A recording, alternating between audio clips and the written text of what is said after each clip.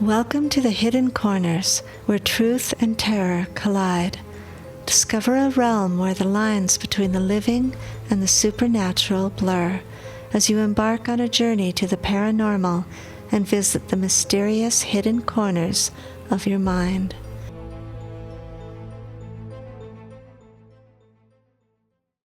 Welcome to the Wolfman Chronicles. This is Book 6, Episode 77, and this is Chapter 13, The Reckoning. This is the final chapter on Achill Island in Ireland. Fiona leaned against the window, her eyes fixed on the dark expanse of the sea.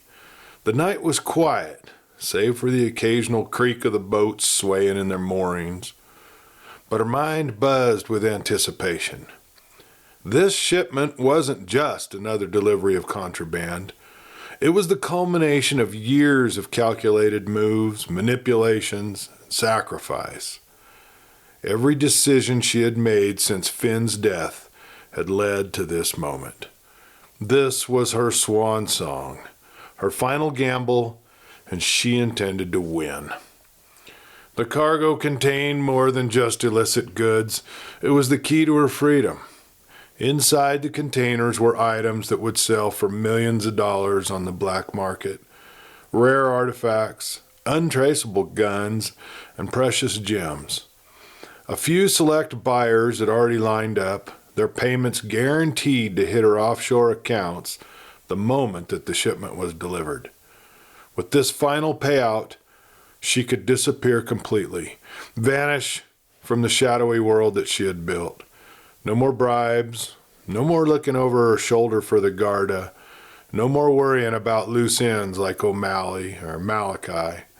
She could finally trade the cold, damp docks of Achill Island for the warmth of some distant tropical paradise, where no one would ever suspect the sweet, white-haired woman sipping cocktails by the ocean was the mastermind behind one of Ireland's most dangerous criminal organizations. But the stakes had never been higher.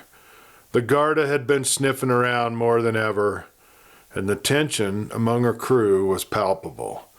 Red was jittery. Her trusted dock workers were asking too many questions, and O'Malley's arrest loomed like a dark cloud over them. Fiona took a deep breath, steeling herself. She had one night to pull this off. If the shipment made it into the docks undetected, if she could move the contraband to safety, she would be untouchable. Everything she had built, the lies, the betrayals, the manipulation, would finally pay off. This was the pinnacle of her success, the final step before she could shed the Fiona O'Shea everyone thought they knew, and embrace the life she had been fighting for all along. Failure wasn't an option. Not tonight, not ever. It was already dark when Red and a handful of men left the docks in 2 pickup trucks armed with rifles, ropes, and a very large cage. Nervous energy bounced off the men like static electricity before a storm. No one spoke much, but the tension in the cab was thick enough to choke on. Red sat in the passenger seat of the lead truck, his fingers tapping restlessly against the door, as the tires crunched over the gravel road leading away from the docks. The cage in the truck bed rattled slightly with every bump, its metal bars gleaming in the headlights of the trucks that followed. "Damn thing better be strong enough," muttered Red's companion. "If this goes sideways, we're all dead." Red shot him a look, but he didn't disagree. They were hunting something far worse than a man tonight. Fiona had given clear orders. Find Malachi, make him angry, and make him change. Then, once the beast emerged, they'd capture it. If they pulled this off, the Garda wouldn't know what hit them. The island was already in a frenzy over werewolves. Tossing a real one into the mix would send everyone into full-blown panic. The perfect diversion for their shipment. The man cleared his throat. "You really think this'll work?" His hands gripped the rifle he was holding in his lap. "I mean, trapping one of them things? How do you even hold a werewolf? Yeah, you don't, Red muttered, glancing in the rear-view window at the cage. You just make sure he's too pissed off to think straight and point him in the right direction. The second truck followed close behind, its headlights bouncing as it hit a pothole. The 4 men inside were just as uneasy, rifles clutched tightly, eyes scanning the roadside. They weren't sure what scared them more, the idea of Malachi turning into a monster, or the possibility that they were about to get torn apart before they could lock him in the cage. Up ahead, the road curved toward the old stone cottage where Malachi lived a quiet life, tending to his sheep. Fiona had assured them that Malachi would be home. He was a hermit as far as the village was concerned.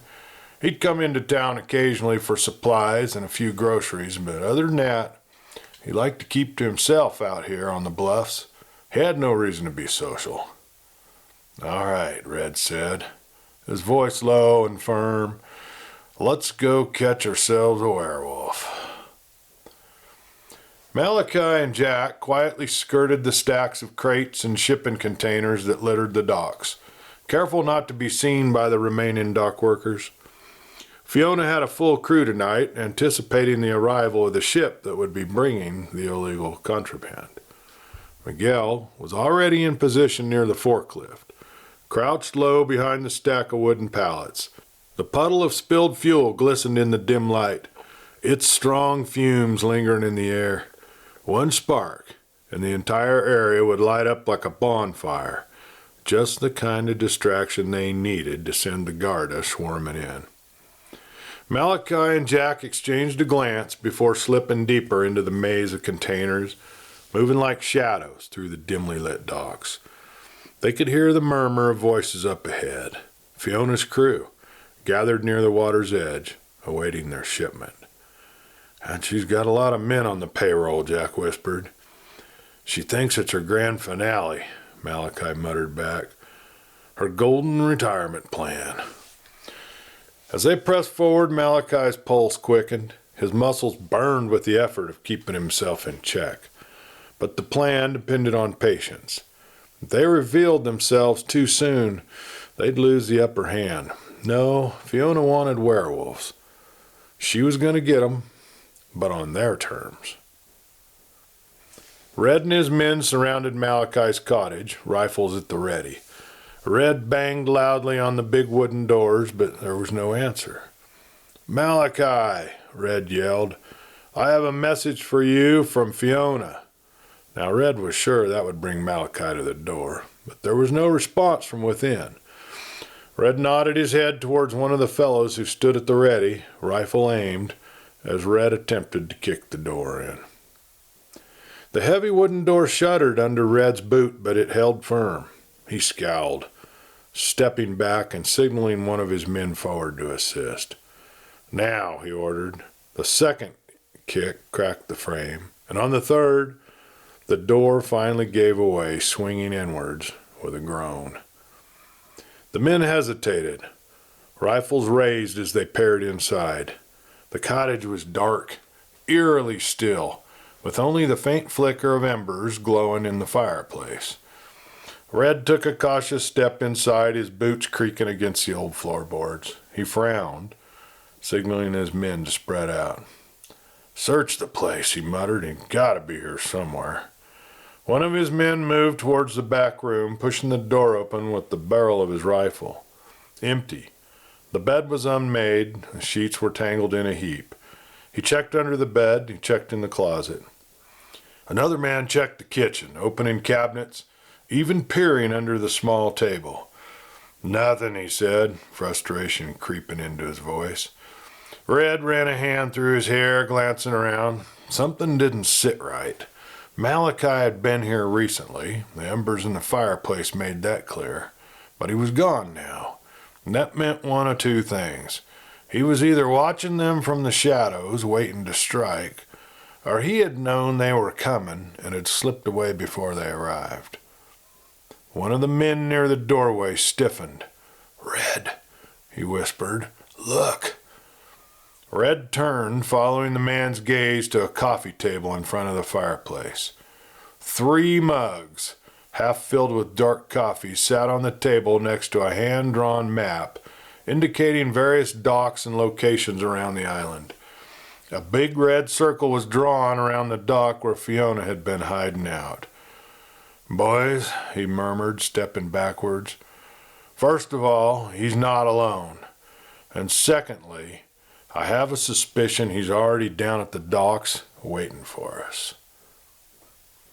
The massive cargo ship loomed out of the darkness, its black hull blending into the inky waves of the Atlantic. A behemoth of steel and secrecy, it moved silently, cutting through the frigid waters like a phantom. The ship bore no markings, no name on its side, only the faintest glint of rust along the edges where the salt air had gnawed at its surface. This was no ordinary vessel. It was a ghost ship of the underworld, known only to those who trafficked in the shadows. It was a modern-day pirate ship. Its deck was lined with massive shipping containers, each one stacked with precision, concealing the illicit cargo that Fiona O'Shea had spent months orchestrating. Beneath the ordinary facade of steel and bolts, hidden compartments held the real treasure. Crates of smuggled weapons, rare artifacts stolen from black market dealers, and untraceable cash bundled tight in waterproof wrappings, and rumors whispered of something even more dangerous.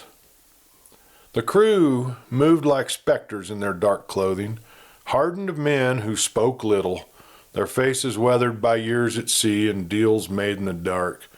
The ship's captain, a man only known as Vikov, stood at the helm, his gloved hand steady on the wheel. He had navigated these waters before, slipping past patrol boats, evading customs officials, and docking in ports where the right bribe ensured that no questions were asked. He knew that tonight was different.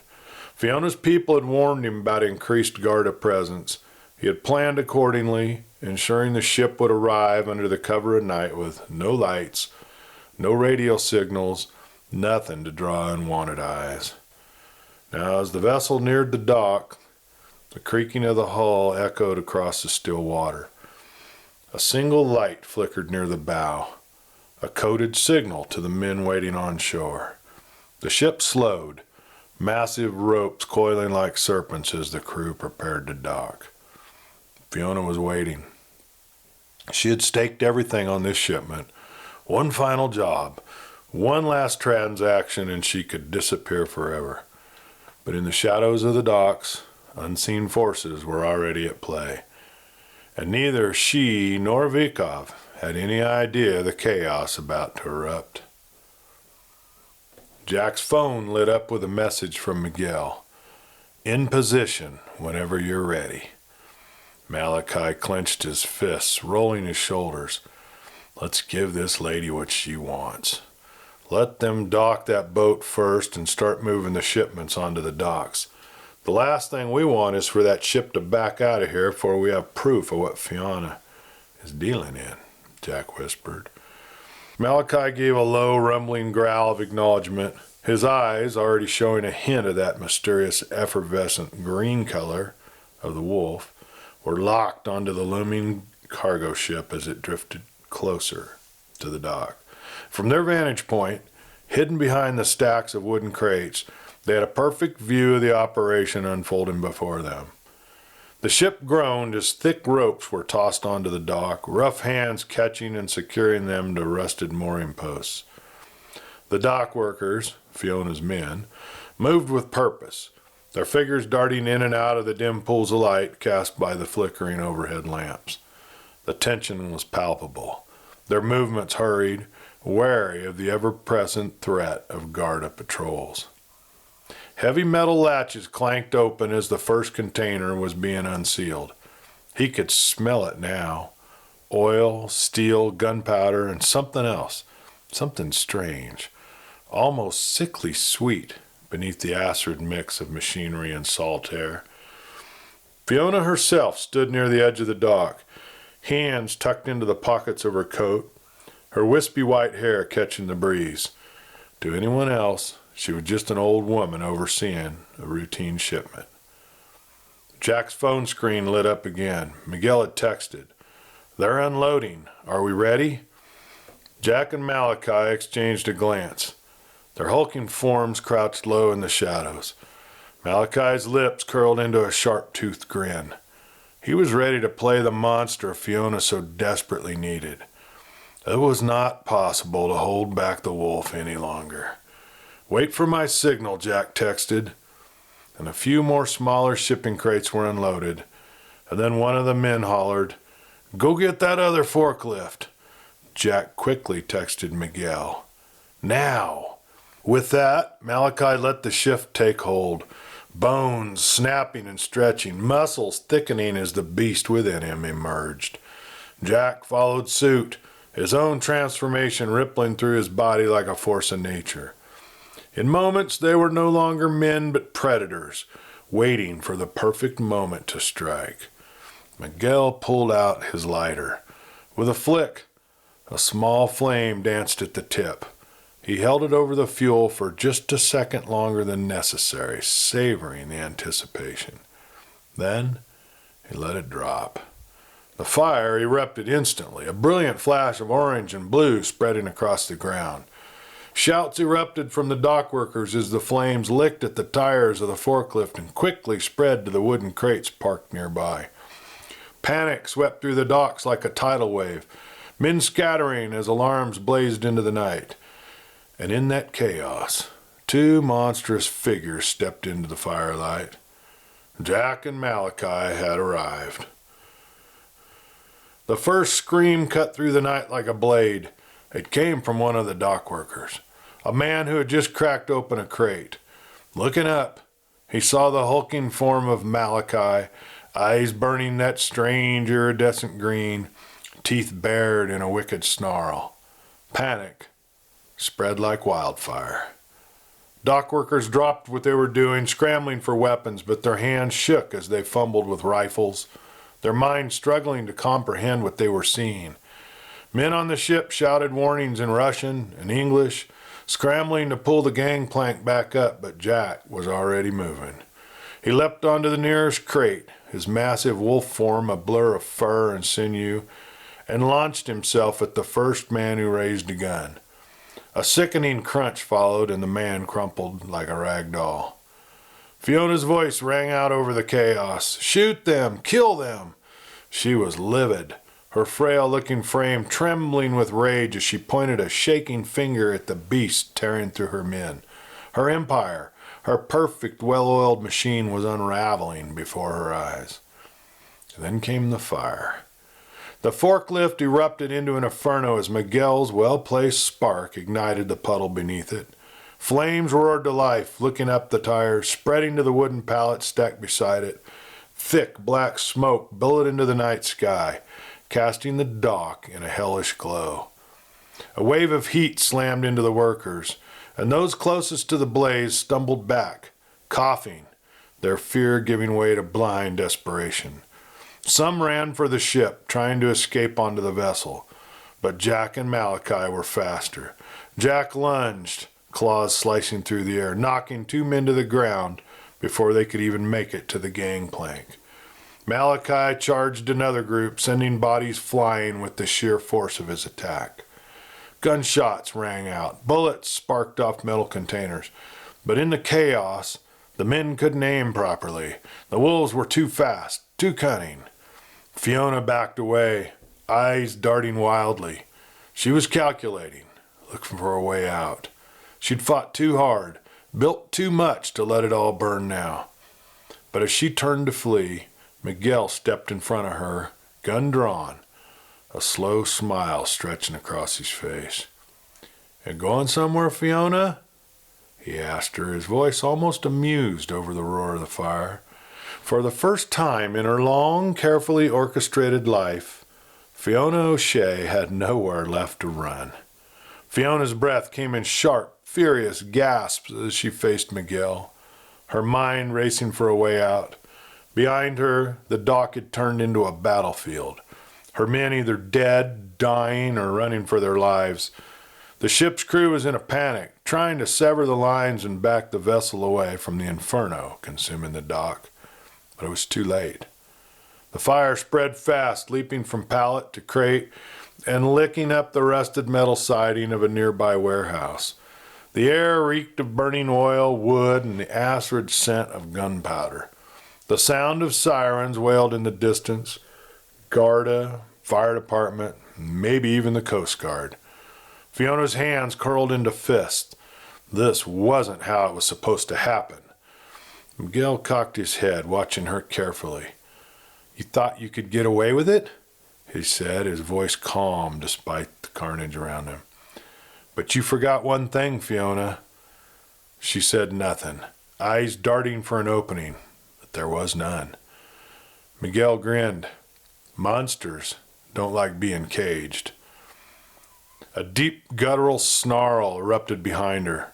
She turned just in time to see Malachi, only half shifted, his massive clawed hands gripping the limp body of one of her men before tossing him aside like trash.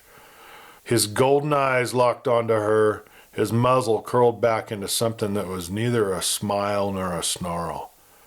And Jack emerged beside him, bloodied and panting, his own eyes burning like embers. Fiona swallowed hard.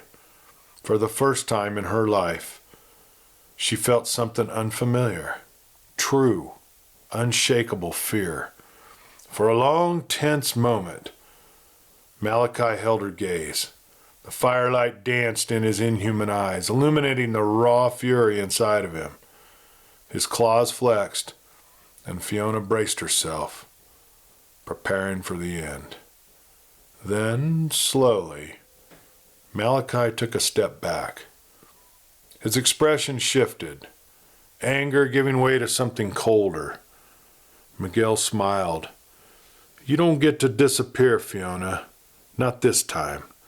And by the way, that shipment of yours, Garda will be here any minute. I wonder what they'll find when they crack open those crates."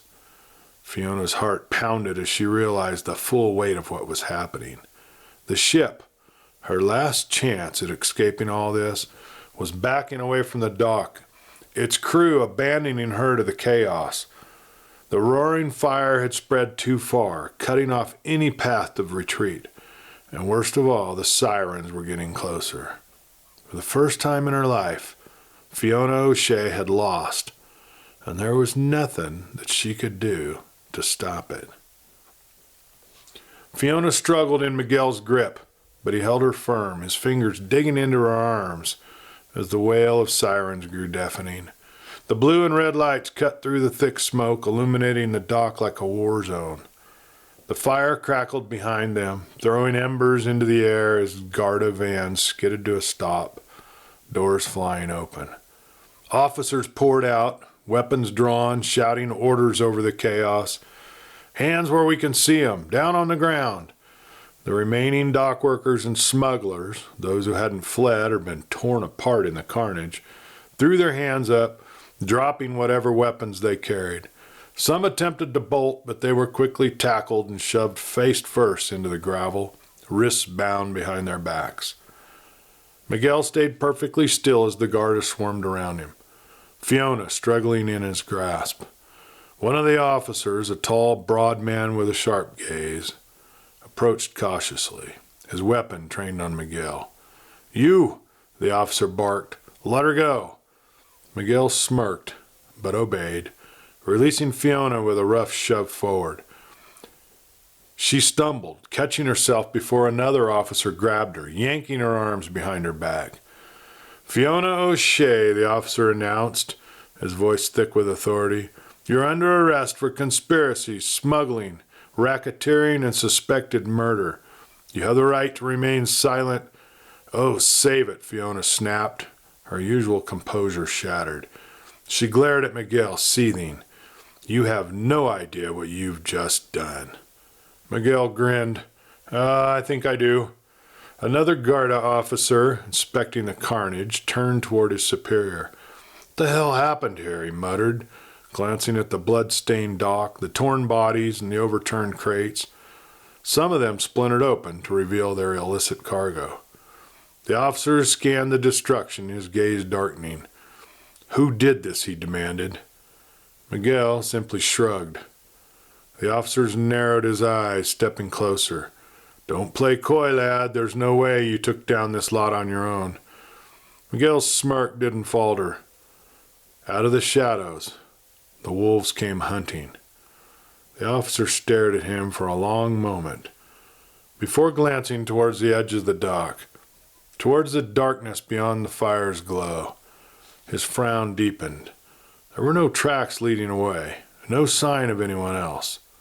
Wolves, you say? The officer asked. A slow grin spread across Miguel's face. He turned towards the shadows where he knew Jack and Malachi were watching, unseen. Happy hunting, boys, he murmured to the two officers as he walked away. As the Garda began hauling Fiona and her men into the waiting vans, Red crouched behind the stack of wooden crates, his heart hammering in his chest as he watched the chaos unfold. The fire raged across the docks, sending thick black smoke curling into the night sky. The ship's crew was scrambling, some trying to save the cargo, while others were throwing up their hands as the Garda moved in. And in the middle of it all, Fiona O'Shea, his boss, his mentor, the woman who had feared and respected for years, was being dragged away in cuffs, screaming every curse that she knew. Red knew then that it was over. The organization he had dedicated himself to was crumbling right before his eyes. Staying meant going down with it. He glanced at the handful of men who had followed him into this mess. They were waiting for his call, shifting nervously, their weapons useless now that the Garda had taken control. We're leaving, Red muttered, backing away from the chaos. Now.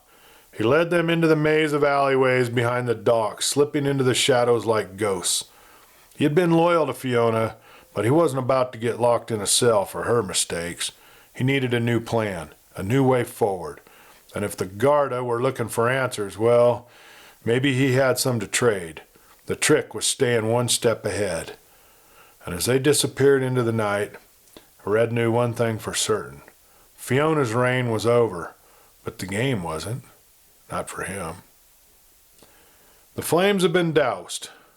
The dock was littered with splintered crates, and the Garda vans had long since disappeared down the winding road, taking Fiona and her men with them. The sea lapped against the charred remains of the pier, as if indifferent to the chaos that had unfolded only hours before. The night air still smelled of smoke, salt, and blood. Malachi stood near the edge of the dock, staring out at the black horizon. He should have felt relief, maybe even satisfaction, but all he felt was hollow. He had spent years believing his brother's death was a tragic accident, that Fiona was a grieving widow doing her best to survive. But she'd been the mastermind all along. Every kind word, every act of helplessness, it had all been a facade. She fooled me, he muttered, shaking his head. Miguel, standing a few feet away, crossed his arms. She fooled everyone. Jack stepped closer, resting a hand on Malachi's shoulder. You did the right thing. Malachi didn't answer right away. Instead, he watched the waves roll in and out, endless and unbothered. Finally, he gave a nod.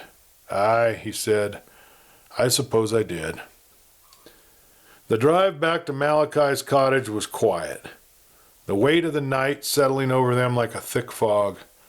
The docks were still smoldering behind them, the distant wail of sirens carrying on the wind. But it was over. Fiona was in Garda custody, her empire dismantled, and Red had slipped away into the night like a ghost.